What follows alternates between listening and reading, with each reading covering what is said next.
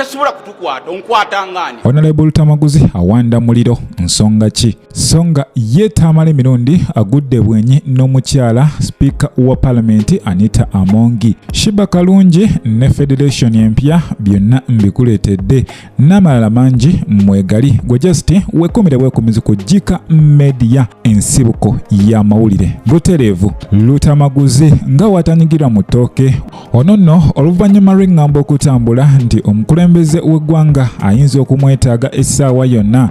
Ono nno avuddeyo n'ayanukula nga mukambwe nnyo ng'agamba ali mu ggwanga lye teyeetaaga ate kubanga atiisibwatiisibwa. Nammwe mumwewulirireko. Tasobola kutukwata onkwata ngani. Ebyo bye bagamba nti no tisimanyi muddemu mu byogereko atukwate ajja atukwate weetuli nze sisobola kudduka ggwanga laffe ate nsuubira nti pulezidenti waliwo eyamuwadde amawulire nti Lutamaguzi ayagala kwesimbawo kuba pulezidenti akozesa parish development model okuntiisatiisa kubanga sinza ayogera ebigambo ebibi nti bwagamba nti Lutamaguzi traverse the country decampaigning PDM which area have I ever gone to which region.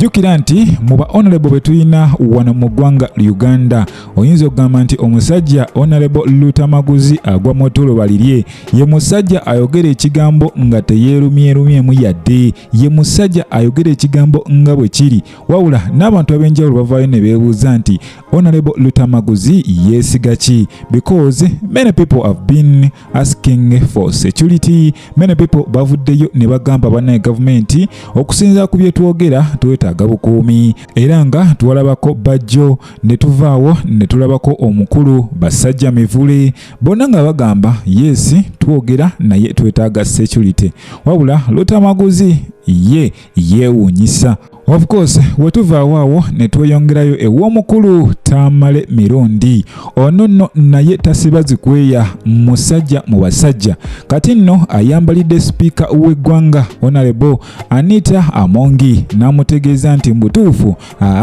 bye bakola tebiriimu nsa. Tamale mirundi agenze maaso n'alangira Speaker Anita Amongi n'abagamba bannange mulina obulyake bungi nnyo. Jukira Anita Amongi yalemerwa ate okujjamu obwesiga omukyala Honorable Pasisi Namuganza ono nno ye Junior Lands Minister era nga jukira nti emabega kawo cabinet yonna yatuula era webatyo baakuba akalulu ako nga kali kakujjamu bwesigwe omukyala Pasisi Namuganza olw'ensonga yakozesa bubi ofiisi ye.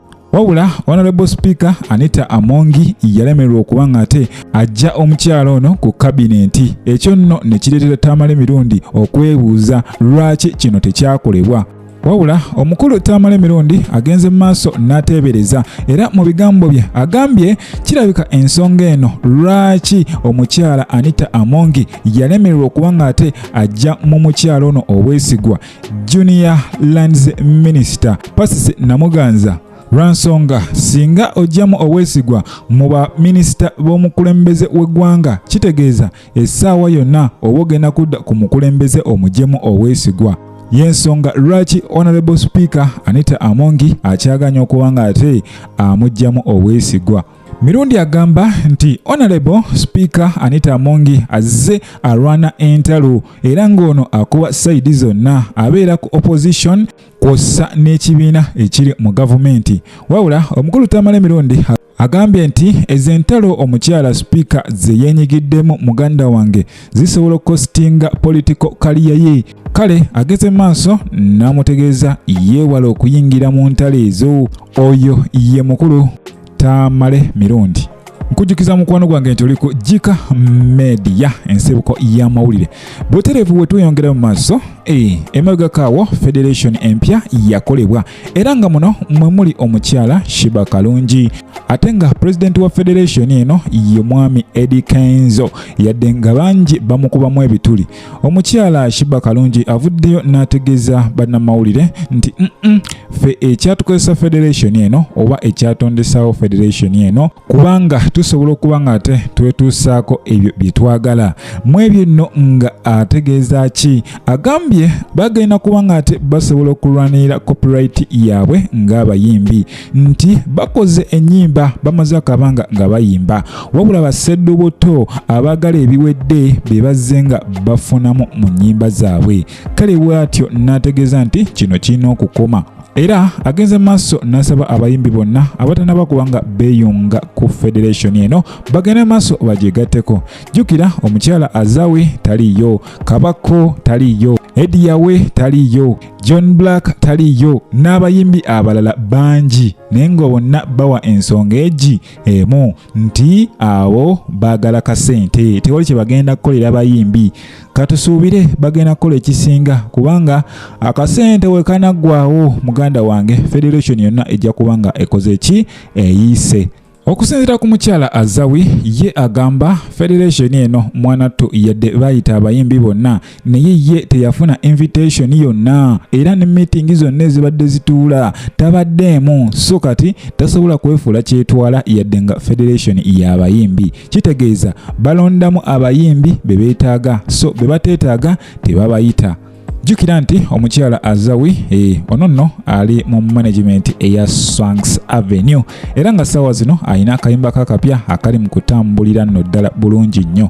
Of course tukulisaayo wonna ababadde mu konsati y'omukyala Martha Mukisa naye nga ensonga zo zikyatambulira ddala lwaki omukyala ono ate konsati yalemye okubanga eyitamu bulungi nnyo. Kakati nno omukulu Ziza Bafana ono nno avuddeyo n'ategeeza nti ensonga yonna yabadde ku management n'agamba management teyakoze kimala ekifo ekyalondeddwa mwanattu tekyabadde kirungi era ategeezezza nti n'akasente basabye kangi nnyo babadde balina kusaba omutwalo gumu ate abantu ne basobola okujjuza ekifo ekyo. Jjukira muganda wange yo Freedom City nnene nno ddala ate ssaawa zino ekyasumbuyibwa rekodi eyaliwo ku lusooka omwaka. Jjukira waliwo omukulu Abitex yali ategeseewo ekivulu era abantu bawerako ddala abafiira mu nsasage eyo. Kigambibwa mbu bano bafa atatak olw'ebibwatuka ebyabwatuka ku ssaawa omukaaga eyo gye tukooyera.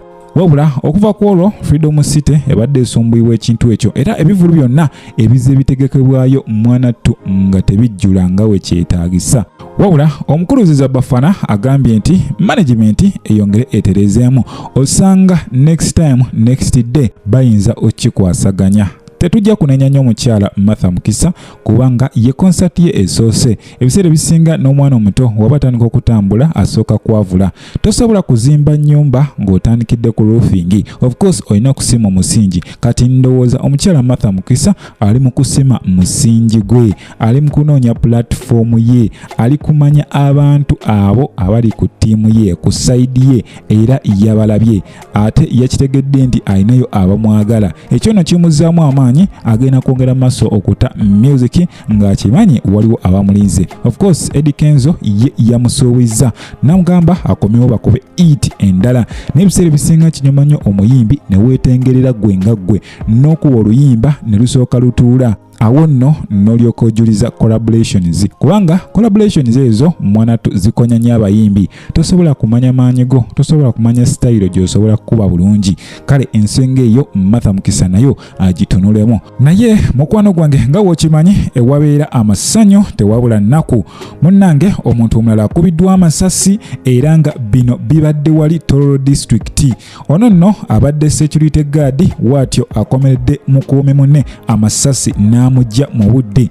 Wabula wenjogere essaawa zino poliisi yakwataganye dda n'omuntu ono akoze ekintu kino era nga ssaawa zino ali mikono gya poliisi akuumibwa. Security guard akubye amasasi gano ategerekeseeko nga Moses Okedi ago mannya gaba westana naye Mukama Katonda simanyi gyatwala ggwanga Uganda because ewaffe ennaku zino emyala gye gisala ennaku zino amasasi galinga nkuba tetumanyi kigenda maaso naye byonna nze mbikwasa Katonda yamanyi gye tulaga ne gye tuva.